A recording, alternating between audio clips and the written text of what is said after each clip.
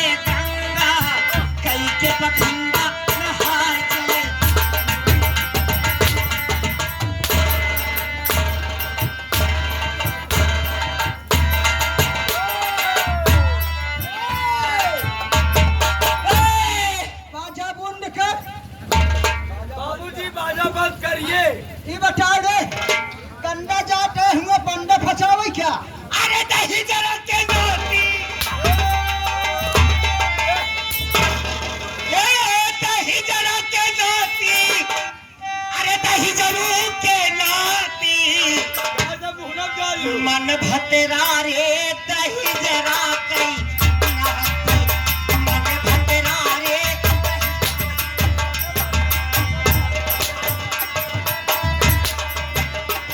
दही जरा कनौती दे दही जरा कई लाती मन भतरा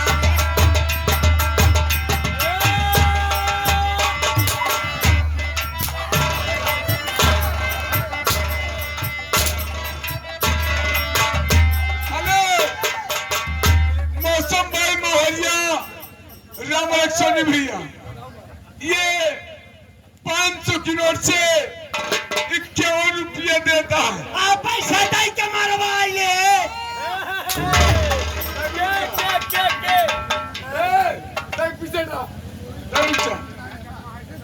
मौसम भाई 500 में से दोनों जने 51 देता है। कहा था एका भतार गाड़ी का चौन मार मारा उनका 10,000 की नातिक बता दे। उनका ज्यादा बोली है ना उनका पैसा लौटा दे। उनका 10,000 की नातिक पानी उतार ले। ये तोहार पानी उतार के अपने कटुली में लग रही है। अरे ए बाबूजी रात भर के कल मुहिया से मुंह देखी। ए बाबूजी यही पर एक कहे यहाँ कि नाचुल कहा पलंजर से नाचुल कहे पलंजर से तू भाई गड़बड़ी पीछे से इनका ऐसा मार मारा कि तेल बहावन नीचे से।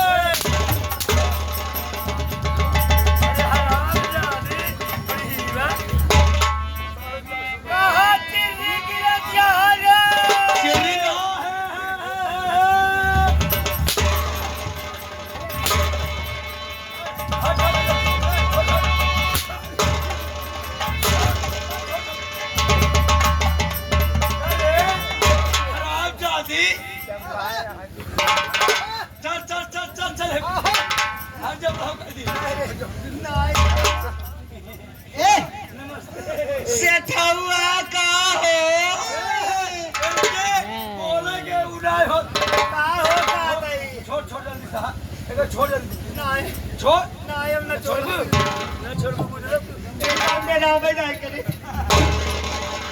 जब होता ए कर रहा है नहीं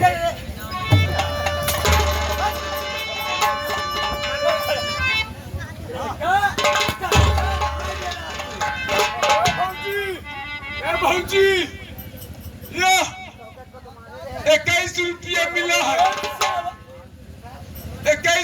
में मिला है। कहा था इनका चिन्ह मारा ए नंदू चौकीदार के बहिनी है।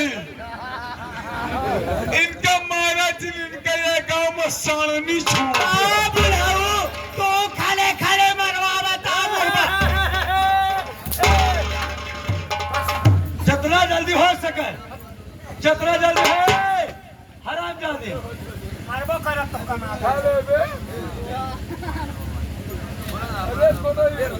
हराम जादे जितना जल्दी हो सके जल्दी अंदर आ। पकड़ के लाओ, हर जाए के तुरंत मार दो।